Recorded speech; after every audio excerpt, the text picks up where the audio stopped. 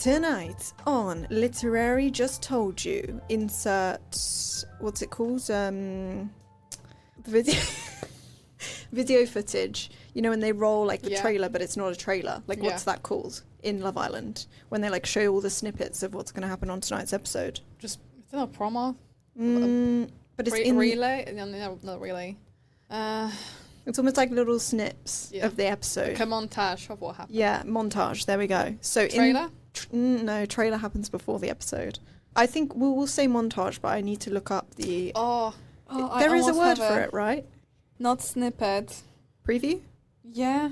Yeah, I mean, still not right. But anyway, if you can't gather what we're talking about that, like, 90 seconds of episode footage at the start of Love Island where they, like, tease what's going to happen in the episode. Insert that of our episode, but we've not actually recorded our episode yet, so I don't know what it's going to include, but hopefully it's a good one and hopefully you enjoyed it. Yes. And that is because today we are discussing Fever Dream by Elsie Silver, and reality TV is a big, big part, so we tried to recreate in our studio. Exactly. Yeah, turn our studio into... What is the name of the show in Fever Dream? Romance Ranch. Romance Ranch. This is our version of romance. Romance. Romance Ranch. Yes. Yeah? But it's only us and there is no prize. And there is limited romance. Yeah. So we have to outsource to Fever Dream. Yeah, yeah. So if you didn't gather, this is what we were talking about. New release by Elsie Silver that came out... May? I think it was like May the 19th. Our trusty Elsie Silver released a brand new series. So Emerald Lake, do you want to give us... Not School in Session, because, you know, another book doesn't exist before this one. But for those of you who have been living under a rock, or you finished it so long ago that you forgot what happens, do you fancy clocking in for your shift as teacher to share with the class what this book is loosely about? So, we entering new era, new series, new town, Emerald Lake. And this is... story of Emmett, whom we met in Flawless, then in Reckless, and then in... Did we meet him in Reckless? Yeah. When? Well, when Theo was riding. Oh, like, okay, yeah. I recall. Yeah, he was there. When he was competing for the World's Championship of the ball. Yeah. I'm with you. And in Wild... I would help you, but I have no idea what you're about to say. Bash and Gwen. Ooh. It's gonna bother me. It's Wild Love, Wild Eyes, Wild Side. Wild... I was literally looking at this the other day. Yeah, and also I think there's another book that it's called the same, but the other one is called The Wild something, and this one is... Wild Card, yes. yeah. Got there before you. The shit was there, yeah. Wild Card. Yes, he appears in Wild Card as well. When does he appear in Wild Card? Oh my god. Sorry. I have to do everything around here. Yeah. Sorry, you go. It's really not important. No, I will. Like, if nobody else remembers, he appears in Wild Card when there is... if you haven't read Wild Card, just skip this part. But when the fire happens... Yes, And he is helping... Oh, sorry. The MMC from Wild Eyes. Weston. Yeah, he helps him with the horses. Yes. Because he has a trailer, Yes. I remember. I'm with you. I'm actually getting quite cold in here. Yeah, that's what I said, yeah. I keep shivering. Someone's like walking over my grave. Yeah, so he pops in here and there, but we officially meet him in Flawless. Mm-hmm. And he is a bull rider. He's first Rhett and then Theo's biggest rival. And what else I can say? He's kind of like the bull circuit's like bad boy. Yeah, I mean they all fucking bad boys. Yeah, but like Theo's not. Like Rhett and Emmett are like the bad boys of the circuit, and he has a bit of a reputation as a playboy on the circuit, which is why Rhett doesn't like when Summer is like having a thing with him, because Rhett thinks he's like a scumbag and doesn't respect women and yada yada yada. He's got a bit of a reputation, which is quite ironic really coming from Rhett, but you know what? Let's move on. Yeah. So we meet him, and we find him in a bit of a... First of all, we enter his head because it's his book. But apart from that, we also enter his family home and Emerald Lake, where he is from. So we get some of the background from here. And then we also meet Julia, who, funnily enough, is Theo's little sister. Gasp. And the way they meet is Emmett's family situation. They have like the not race horses, like equestrian center where they breed horses for racing and for equestrian competition. And they are very much struggling money-wise, financially. And to save them, Emmett gets the proposition to be a star of Romance Ranch, where I don't remember how many contestants, but a certain number of contestants will try to make him fall in love with him. Will try to make him fall in love with them. Yeah. One. And he will be paid a lot of money for appearance, but also there will be a rental fee for his grandparents because the Romance Ranch is supposed to be set in his family home. And Julia is like a location assistant. Yeah. And that's how they meet. Well, they meet on a boat. Yeah, they meet before that, but that's how the story starts. So, that's it. What is your first... We're locked in. What were your expectations going in to this book? Obviously, we knew a little bit about Emmett. We also, as we usually do, have some cameos here and there, because this series is standalone, interconnected. Mm-hmm. So I would say I was a bit apprehensive when I found out the kind of plot of the book, when it was being set in a dating reality show thing. I thought, oh, this is a bit outside of the wheelhouse of Elsie Silver, and I was a bit worried that we'd like lose the cowboy vibe because it just didn't seem to like slot in as seamlessly as the other series. That being said, though, after I got over that, I was really excited because I thought this has a lot of potential for some real like drama, and also knowing that it was Emmett, who is a playboy, and Theo and Rhett don't like him, I was hoping for some like spice, not spicy spice, but like a bit of drama type spice. And that made me very excited because I like these kind of like, what can I say? I'm a dark romance girl. I like the toxicity in books. It just adds a bit of something. And I was quite excited for like that aspect because I feel we've had a few like green flag MMCs recently with Elsie Silver. So for me, Emmett was like, this is going back to her roots a bit more with like a character like Rhett, for example.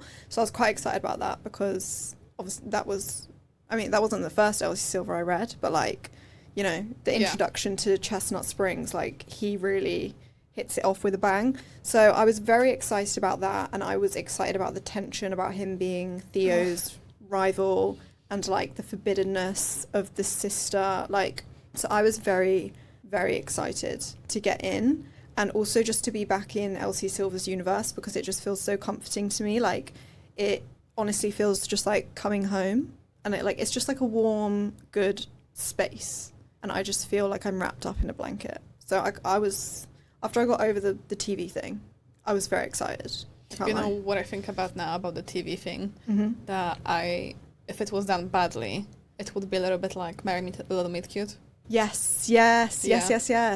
And I think that would give me such an egg. Yeah, I was a little bit concerned about that. Were you apprehensive about any of the rest of it, or were you just like full steam ahead, Elsie Silver, our saviour? I didn't really know what to expect, to be fair. What I expected wasn't what I got, but like not in a bad or good way either. Do you know what I mean? Like, yeah. I thought he would be more into it. Oh, what, into the show you mean? Yeah. Yeah. Like he was. Yeah. And do you think that when you first go into the book, like did it feel like Elsie Silver to you? Or like her vibe? It felt different, but I think each of her series is different. Yeah. So I think I would have to see what the next one would feel. Because, like, for example, if you gave me Golden Rush Ranch, and the Wild series, or Hill series, and spring series, like I can say that they're not from the same series. Yeah. That makes sense. Yeah, I agree. I do think, to me, it feels closest to, vibe-wise, Gold Rush Ranch. That was kind of the... Yeah. It's slightly different. To me, it feels nothing like Chestnut Springs and nothing like the Rose Hill. Interesting. But, I mean, I've not read them in such a long time, so I could be having post-book amnesia. But anyway, on to the actual, like, characters. Yeah. Were you instantly, like, sucked into them the same way that you were with some of her other characters in her other series, do you think? Like, are you already invested? I think it's always a little bit different, isn't it? Where, like, it's technically a new series, but at the same time, not really. Because we knew those characters, maybe not well, but we knew them both. Yeah. Whereas, for example, in Gold Rush, I don't remember. Yeah, Gold Rush Ranch, we only heard of those people. Yeah. But we never actually meet them.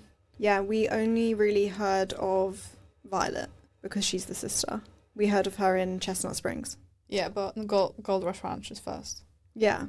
But Yeah. I mean, in our, like, reading experience, what is what I mean. Yeah. And the same, for example, with Rose Hill series, we heard about Ford, but we didn't hear about Rosie and then everyone else. Yeah. So it's a little bit, especially because, like, it's also different when they are within the same series, and it's different when you have this break. Yeah. So I didn't really... No, I also... They just, to be fair, like, both those characters surprised me, because I expected Emmett to be completely different than he was. Yeah. So obviously we meet Emmett as this very bad boy, as you said, with this reputation, and we straight jump into him being a softie. Yeah. Yeah. I didn't really like that, because, like, it just didn't feel like the same character to me. So that was a little bit disappointing. And the same, for example, when we then see him in the show, that he's so adamant about being not physical. Yeah. And I'm not saying that he has to, go to bed with all those girls straight away. But at the same time, he knew what was required of him. He knew it's supposed to be a farce. And also, him and Julia were not that advanced in the early stages, that he was just so, like this, like this disgusting producer said, like a virgin boy, basically. Yeah. So I think that was just so not what we were set up to expect, and not how he was portrayed at all. With Julia, I didn't really have much expectations, because, like, we didn't know her as much. But yeah, so with him, I was a little bit disappointed, because, like, we just straight away that he's this poor boy with this horrible backstory about his parents and all that. Did you feel the same? Yeah, I agree. I was expecting because him and Rhett don't like each other. Yeah. I was expecting a very similar character to Rhett, because I'm thinking you can't have two Rhetts in one universe like that. The world would just implode. There's only room for one, which I think would have made so much more sense. So I was expecting him to be a little bit more like, I can't think of any adjectives today because we're so out of practice, but just a little bit more like, what's the word? Just like not likable. Yeah.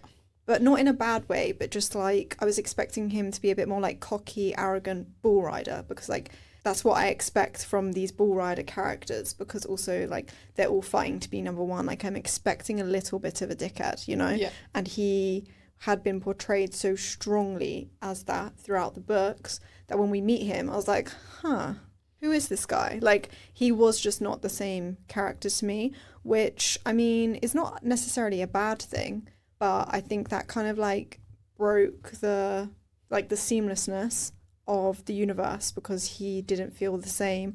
And then I think that loses the kind of redemption that you're hoping, like the emotional payoff. Like I want him to come across as a dickhead and be like kind of frustrating and a bit arrogant and stuff, and then find out, you know, like 30-40% in, even later, after he's been a bit of a dick, like actually the reason he's on this show is because of his grandparents. And like, you know, I wanted a bit more friction between him being on the show and her. And I wanted, as a reader, to kind of not like him at the start and have him be a bit more abrasive and a bit more of an active participant in the show. Because he's also portrayed as like a proper playboy. Yeah. Like literally like sleep with someone and like throw them away the next day. So I was hoping to get like a little bit of that near the start and in the show, like not necessarily sleeping with them, but being a little bit more like up for that flirty, part, yeah. So that we as readers feel like he's doing the show because he wants to do the show, and then later on getting kind of the big reveal and like peeling back his motivations and then being like, oh, like all of this was actually just a front. But to me, we never actually experienced the front that all of the other characters seem to experience. So I feel like we lost a little bit of something from like getting that so early, and I lost a bit of the, I don't know. I think it was also very difficult because we only have him set, the whole plot is just set in his family home. So there's nowhere really for him to go out and show his like true colours that we would expect from Flawless, but at the same time the show is such a good background for us. Yeah. Where he could show us that he's actually not, like he is not this soft person that he's what everyone thinks he is. Yeah. And again, like, I don't know why, we talk about it a lot recently, about all those whiny characters. But then he was just like really surprised all the time that why people expect him to do this, but this is why he was picked for the show. Yes, yeah. So that wasn't very much of a surprise. And I also think in terms of the relationship as well, that then didn't feel very true either, because he kind of reveals himself to Julia straight away. First of all, he reveals himself to her that he is a good person when they meet on the boat. Yeah. Which, I mean, it was good behavior, and I think it was also very important message to every person who found themselves in the situations like Julia, where they were intoxicated either on purpose by someone or just themselves in the dangerous situation, that he took care of her. But at the same time, I think that also just didn't really set the dynamic to be as interesting as it could have been. Yeah. And also we know that he's this good person and that she sees him as a good person, because she actually never had any altercation with him. And then basically because he's in the situation where he doesn't want to offload onto his family and can't be himself in front of the cameras, he goes straight to her, and I also don't really think it feels earned. Yeah. Because it doesn't feel like this is what he wants to do. It feels like that's the only place he can go. Yeah. I fully agree. It was just, he was just served up on a platter to us, like way too soon. So, like, don't get me wrong, it's good to be a good person. Yeah. Let's not get it twisted. But in like a book for plot and, you know, just a bit of ups and downs, I think he needed to be a little bit less likable from the start, like as a reader. And also it would then add to her internal conflict. Yeah. Because then her thinking bad things about him wouldn't be just based on what her brother told her. It would be based on his actual behavior, and she could be this person who like changes him. Even not like he needed to change, because he is essentially a good person. But, you know. But speaking about her, what did you think about Julia? Because we meet her... No, I don't think we meet her. We just hear about her, don't we? Yeah, I think she's just mentioned in Reckless. I don't think we actually have, like, an interaction with her. Yeah. I'm not sure, to be honest. I don't think she is, like, a very strong archetype character. Like, I find her very difficult to... In my little, like, pigeon brain... I find her a bit hard to like place as who she's supposed to be. Not all characters need to be very extreme, but I think for you to understand them, they do need to fit a certain mold, and I don't think she fit any specific archetype. Yeah, that's so I to go with either direction. So I find her quite difficult to place like as a character, if you know what I mean. Yeah. Like I think she was supposed to kind of be like a strong, sassy, like Latin American type, like archetype woman, but I just don't think I just don't really understand her, to be honest. I found her a bit difficult to get to grips with. Yeah, for me she was just very normal, and I think when you read a book you need someone who's a bit more distinct. Yeah. Because you are being shown certain parts. It's not like when you organically meet someone and you notice those parts, just like those little characteristics about them yourself. Everything we know is just what we are given. So I think it would be nice if we just put something else in her. Yeah. Because there's also not really, like, she literally is just on the set, and then we just have flashbacks to her. I think, as you said, I think the only distinct things about her is supposed to be her trauma, that how she kind of turned what happened to her on the boat to being productive. Yeah. But again, I don't really think that should be the only thing that defines you as a person. I just feel like we had she obviously had a lot of different aspects of her personality, but I think we only dipped into each one like 20%. Yeah. So I feel like I don't fully understand her as a person to really like buy into her as a character, which is a shame because I feel like she has such potential. But I think, I don't know, maybe it's partly because he was such a green flag to her from the start. We only saw that kind of like calm side of her. Yeah. Whereas like obviously when you're in a stressful situation or, you know, someone's done something to piss you off or your boundaries are pushed a bit more, obviously you see more extreme parts of someone's personality and it helps you to like characterize them a bit. And I think because she was just so like steady like the whole time, I found her slightly difficult to understand and I probably couldn't really place her. She felt like kind of an amalgamation of loads of different characters just in one person. Yeah, I agree. What do you think about the romance though? Did you like, what do you think was the first time when you were like, oh, I think they, obviously you know that they're gonna get together, but when did you start rooting for them? To be honest, I did kind of root for them from the start because of like what happened on the boat and she obviously trusted him. And I think as soon as he's on set, it kind of becomes quite clear that he has like strong feelings towards her. Like that happens quite quickly, I think. So I was kind of rooting for them from the start, to be honest. I don't think there was a point at which I was like, oh my God, yes, like finally. Though I would say when she goes up to that place, what's it called? Like the hill. She goes up the hill and she falls down and she gets like the prickle point. When she goes up there, because she obviously is like being stubborn and wants to go up on her own without him, and then she like comes back down and she's all hurt and he like takes care of her.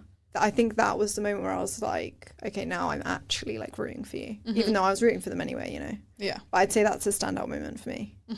When did you start? I don't really know. That will kind of have to transfer to my next point. So I will say it in a second, but first I'm gonna ask you, did it feel earned to you, and how did you find the dynamic of the brothers enemy trope there? Okay, again, maybe I'm toxic and I am the problem. I'm just saying. But I wanted that to be way more of a thing. But again, because of the boat thing, she instantly trusts him and she's instantly questioning Theo, like from the very get-go. So I don't think that there was actually really much tension about the fact that that was her brother's rival. And I also don't think that Emmett really cared at all about the fact that that's Emmett's sister either. So yeah, I was hoping for a bit more and I wanted her to be more conflicted, but it just didn't help that she already had decided he was a good person and basically was already deciding that Theo must be like misjudging him. So for me, that just missed the potential of what I was hoping for. But again, I want it to be a little bit messy because then the payoff is better when it all unravels, you know?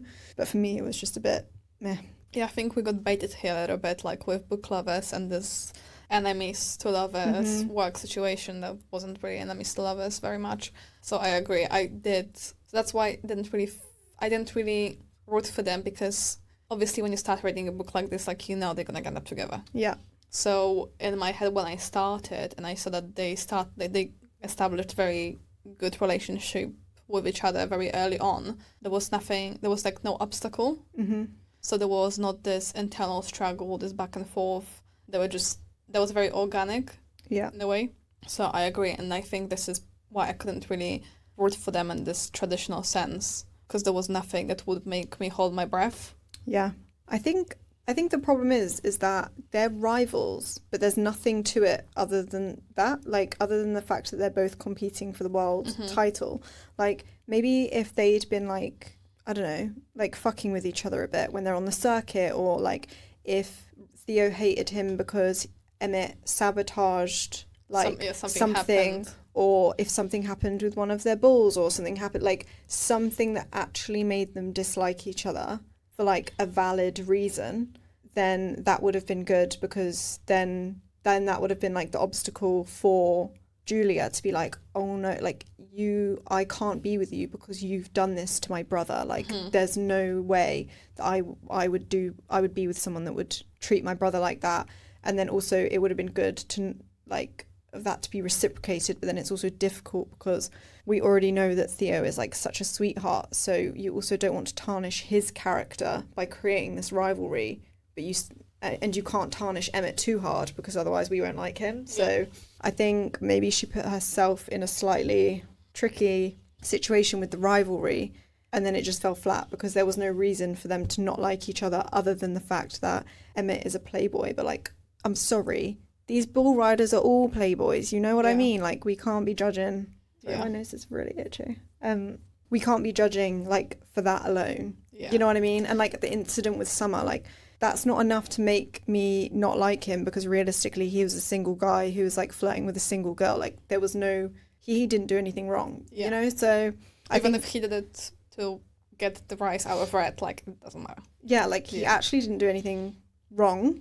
So yeah, I think we needed an incident to be able to buy into it, to also create the whole like her trying to fight the attraction or him trying to fight the attraction, because it's like, I will not go like near your family because of what your brother has done to me kind of thing. But like, oh my God, I'm like so attracted to you. So something that was a bit stronger of a hurdle. The show wasn't enough for me. Or even some sort of generational rivalry, like the dads from this and this side. Do you know what I mean? Yes, that would have been so good. Yeah, and also because when one of them is dead, the other one is a dickhead anyway, so it wouldn't matter. Yeah, and a little bit like with oh my God, this would have been so good. Because imagine, his dad is a cunt. He could have been... Sorry, I shouldn't say that on Spotify. His dad is... It's a very bad person. His dad is a very bad man. And Theo's dad died. He could have done something like disrespectful on Theo's dad. And then that would have passed on to Theo. Then Emmett joins the circuit. Then they hate each other. Then he sabotages Emmett because of what his dad... Like, it would have been so juicy. But alas, they just... And then also that would add dynamic. That's not just Theo, Emmett, but Julia would be in this as well, because obviously it would also be her dad. Yeah, because then also her mum wouldn't want her to be with the son of this twat on the... Sorry, this very bad man on the bull riding circuit. And then, oh my God, Elsie. Wasted opportunity. Elsie. So, yeah, but I think building onto that, as you say, nothing really happened between them. And I think to kind of add a little bit more spice, because obviously we can't come back now, and the, series back, 2 series actually. I think what was supposed to add a little bit of spice and dynamic was the TV show. Yeah. But again, I must say, for someone, I think it also was very inconsistent with Julia's character, because obviously the policy is, I think it's quite obvious, but I shall explain to listeners if there's some confusion regarding that. Julia is the help, as she's being described very, very often. She's not one of the contestants. She's working on set. And as with the shows, we all know, we all heard or watched, or at least heard of Love Island, that lots of things are set up, but also there are some certain contractual obligations to fulfill. And one of Emmett's contractual obligation is that he can't date anyone for a year until the show airs. Yeah. So, and he obviously can't be in a relationship with anyone while the show is being filmed. So that adds a little bit another hurdle, apart from the drama between, or lack of, but the dislike between Emmett and Theo. That's another obstacle why they can't be together freely. And as we know, Julia puts all her focus into this career. This opportunity fell into her lap last minute. She's just so happy and so dedicated. And I think when stakes were so high, they were also quite reckless, personally. Yeah. I think that I like the fact that we had those emails from Terry to Richard. So we kind of knew that they could sense that something was brewing. Yeah. And get some insight into that. But I think that her internal conflict wasn't enough, because the only thing that she was thinking of is that she can't be with him because for a year he will have to hide. But she wasn't actually, that might really, really mess up my career here. Yes, yeah. She just, this is what I mean about her, like, her character.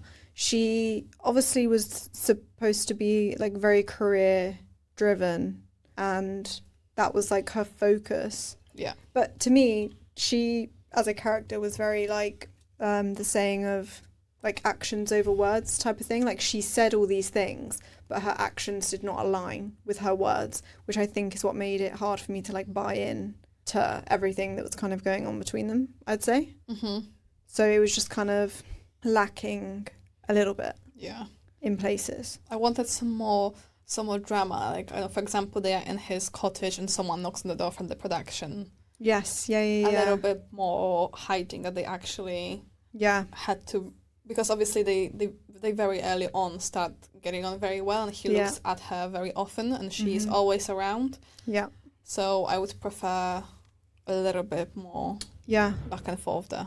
And like him, like I would have loved for him to get more stuck into the show if he realised they were clocking on as like a way to protect her, that he like betrays her by getting more physical with some of the girls. Like I needed him to be a little less virtuous, but like virtuous in a way that's would have added spice. Like, you know, if he like kissed one of the contestants because he's trying to do it to protect her or something, like that's wrong. Yeah. I know that's wrong. But it would have just added a bit of something. Like the TV show didn't really add any much to the forbidden thing. Yeah. It was just forced proximity, but Yeah, agreed.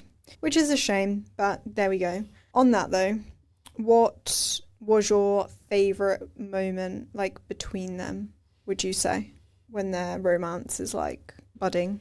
I don't know, because there wasn't very one that was very distinct, in my opinion. It was all very mellow, but not in a bad way, just very steady. Yeah. It was very like a real life relationship developing. Yeah. Basically.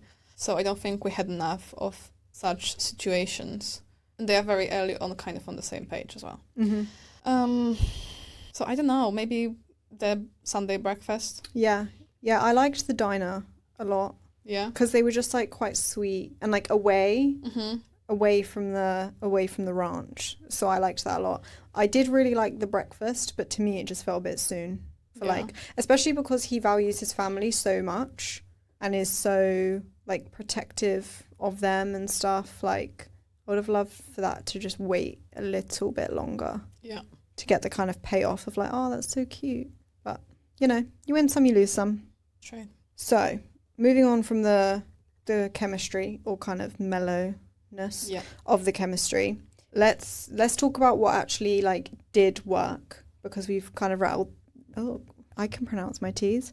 We've kind of rattled through all of the things that kind of fell a little bit like flat or things that we just had higher hopes for. Let's go through our criticisms and then we can, you know, and end on a bit more of a positive note. So, do you think that the plot was predictable?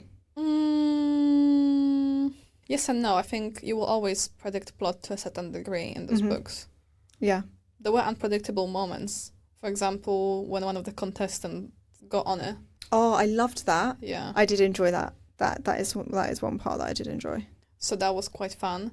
Some of the predictions didn't come true. Like a bit more of a blow up between Theo and Julia, but at the same time, as we discussed, because of the conflict was just not very deep, I think that would annoy me if Theo was, you know, in his big boy boots. Yeah. So I quite enjoyed that he just rolled over and got on with it, basically. Well, we knew that as soon as he said he wants to win, we knew he's going to win. Yeah, obviously. Yeah. I don't know. I know we said that the relationship was a bit steady, but I don't particularly mean it in a bad way. I think it was quite comforting. It just wasn't what I would have expected. Yeah. So I think it was good. It was a good development. It made it very genuine, and you actually can see them being together and then staying together throughout life. Yeah. But that was my only complaint. That it just wasn't what I expected. So I still liked it. I like the side characters, the sibling. Yeah, I liked that a lot. I think that was actually one of my favourite parts of this, because I think I missed that from Chestnut Springs. Like the whole family aspect I think is really nice and really like comforting in this kind of setting. So having like a new family be set up, is really exciting to me, and I loved his relationship like with his siblings a lot. I also like that they were not all boys, like with Chestnut Spring. Yeah. Did you realize as well that how they cleverly changed dinners to breakfast now? The what? Because in Chestnut Springs there was always dinner. Yes. I didn't notice, but that's a really good point. I'm going to look forward to these breakfasts moving forwards. Yeah, so I think that's it for me. There's not really, I don't know, much to say. I am also very positively, not surprised, but I am happy that the show wasn't too much, that we didn't get lots of cringe. Mm-hmm. Apart from Evelyn being all over Emmett and this girl named Cookie, there wasn't, because what the hell? And the cat fight as well.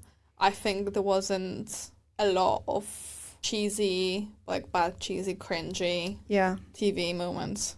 Yeah, I agree. And I'm also kind of glad that the TV show didn't take over from like the setting, because that's one concern I did have about this book, is that it would be too much of the TV show, that it wouldn't feel like an Elsie Silver, like cowboy romance anymore, which is what I like am hoping for. So I'm glad that it hadn't taken over the setting too much, because I was a bit worried we were about to get like Love Island. Yeah.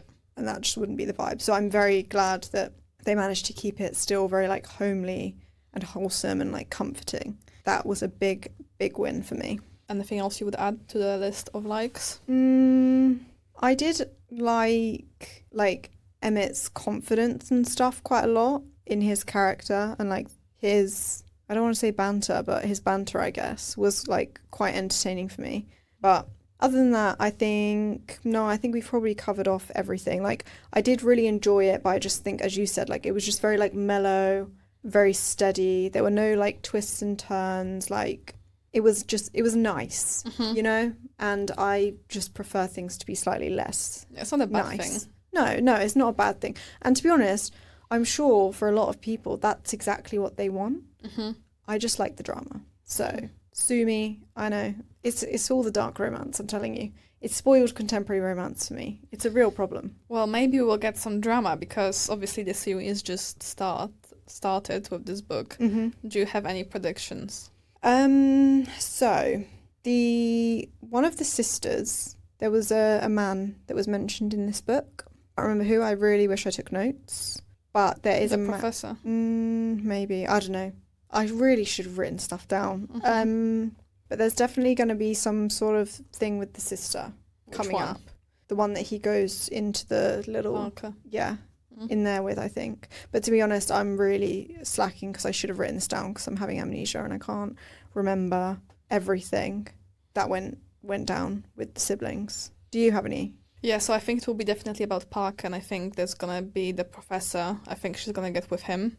There will be about the other sister who was doing Olympics, and this is my wildest prediction. Do you remember the name of the brother? No. Okay, I have to say it, sorry, because I'm gonna be very annoyed if I can't remember his name. But you hold on to your hats, guys, because I think I'm right, and if I am, I would like a drink from someone. And by someone, you mean me? Sure. What was it? But do you think, is it Riley? Riley is the sister. She's going to be next, do you think? No, I think the next is going to be Parker. Is that the one that he hides with? Yes. Okay. Riley is the horse racer? Yes. Right. Okay. So, not racer, but like the competitor. Yeah.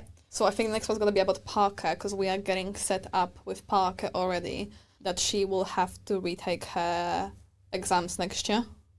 Oh, okay. So I think it's going to be Parker and Professor. Gotcha. Or something about the university. Yes. Yeah. Yeah. Okay. So I think that's going to be the next one. And my God, maybe he's like her summer tutor or something. Because, I mean, we still need to be on the ranch. We can't be at university. We need some sort of... Yeah. Okay. So that... Or, Parker's going to be the next one, in my opinion. And I think it will be girl, boy, girl, boy, girl. Yeah, okay. And I think Evan will be, hold on to your hats, I think he's going to end up with Catherine, who is this contestant who helped them out. Oh, okay. Because there was too much about Catherine, do you know what I mean? And Emmett is like, oh, she's just such a lovely girl, and blah, blah, blah, blah, blah.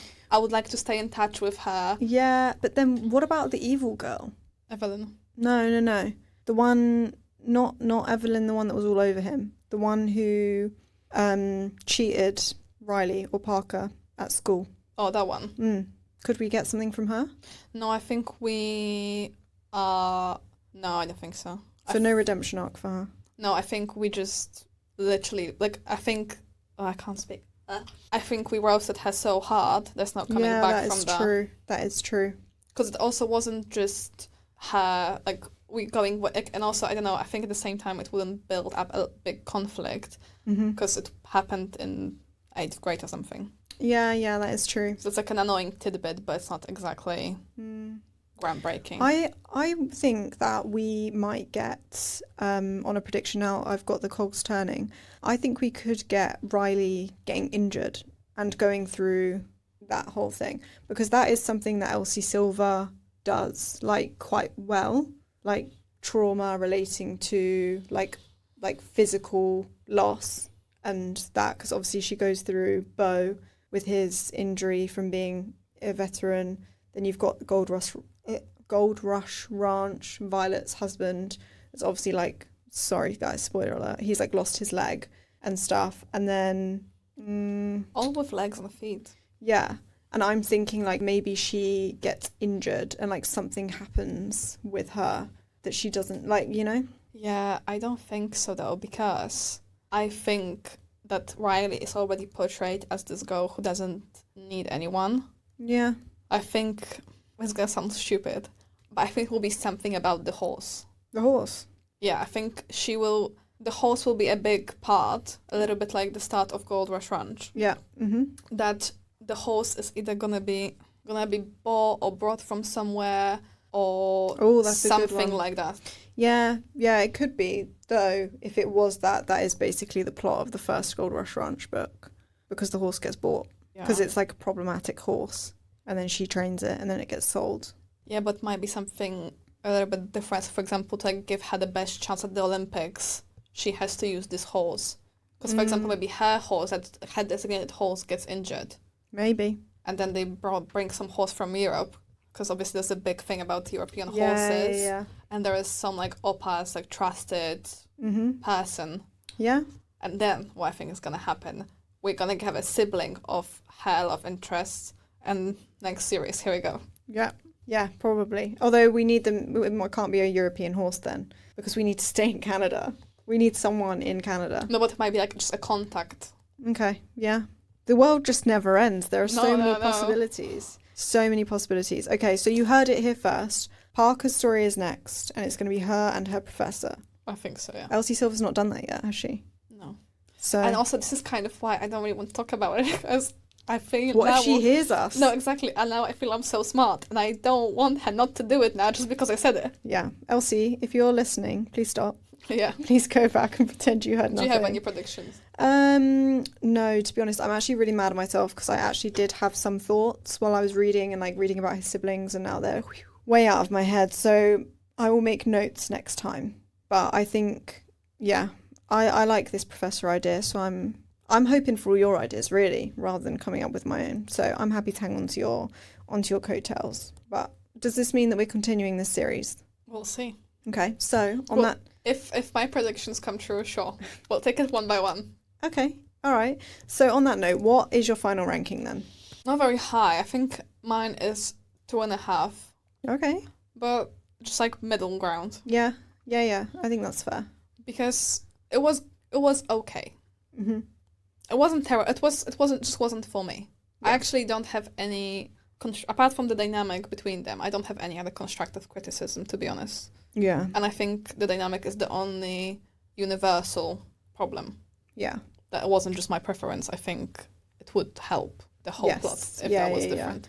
Yeah. I agree. I'm not mad about your ranking. I gave it 3.5, which is like... Or did I give it 3? Please hold caller. I think I gave it 3.5. Yeah, I wrote 3.5. So I said, Elsie Silver is one of my favourites. So I do really enjoy her writing, and being back in her world is just like a huge comfort for me. But compared to her other books, I felt like you said, it was just a bit mellow, a bit okay. It was nice, but it wasn't as... It didn't hook me the way that the other ones have, and it just felt a bit safe for an Elsie Silver book, in my opinion.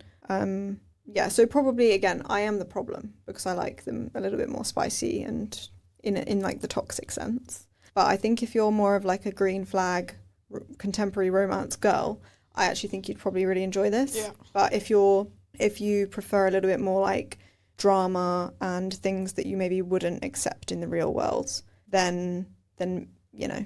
Yeah. But I will be continuing because, again, she is just my comfort author. So even if it was trash, I probably would still enjoy it. So, you know, there we go. I'm easily pleased when it comes to Elsie Silver, to be honest. But I just think nothing is gonna ever hit the same as like the first time reading Chestnut Springs. Yeah. Because that series just is a warm hug to me. But there we go. Right. So on to the next one. On to the next one. Care to share, since this is your lovely pick? But I can give the background while you search. No, So- I have it here. Okay, you go. I don't know what it's about though. I mean, I do, but I don't have like the whole blurb. So next book club, The Open Era. Okay. It's Sorry, let me go. It's tennis, romance. Yeah. So you know, Wimbledon. Yeah, we're getting Wimbledon is coming up. Yeah. So we're going Wimbledon, and it's Pride Month in July. So we're doing a No, Pride Month is July. no, it's June. Is it? Yes. But Pride is always on in July in London. Are you sure? Yeah, Pride Parade. Yeah, but Pride Month is June. Oh. Yeah. So why are we doing this in July then? Because we did Chestnut Spring. Is it actually? Yeah. Oh my god. Wow. I didn't know that. Yeah. Because Pride Parade is always in July. Yeah, the first week. Yeah, so I thought that the parade is what like kicks off Pride. That's what closes. Yeah, Pride Month, June. Wow, the more you know, hey? So anyway, Pride Month is June apparently, but we missed the memo. So we're celebrating Pride in July, same month as the parade, with our Pride/Wimbledon crossover for MM Tennis. We didn't miss the memo. We're just extending Pride Month. Yeah, this is so fun. Yeah. And I'm actually really excited because I've never done tennis as Yeah. a sports romance. And as a recent connoisseur of MM romance, this very much ticks a lot of boxes for me. So I'm very excited. It's Heated Rivalry Summer Edition. And make it tennis. I'm kind of picturing it's going to be similar to like Challengers. Did you see that film with Zendaya in? Oh, okay. If anyone's seen that film, please let me know and tell me that you understand what I'm talking about. I do know, like, I did know Yeah. that, yeah. Yeah, so that's what we're going to be reading in July. So if you are into your sports romance and MM romances, then please join us. And if not, then maybe join us anyway, because why not? You've listened to this episode this long. Maybe we'll convince you. Exactly. Well, on that lovely note, love you, bye.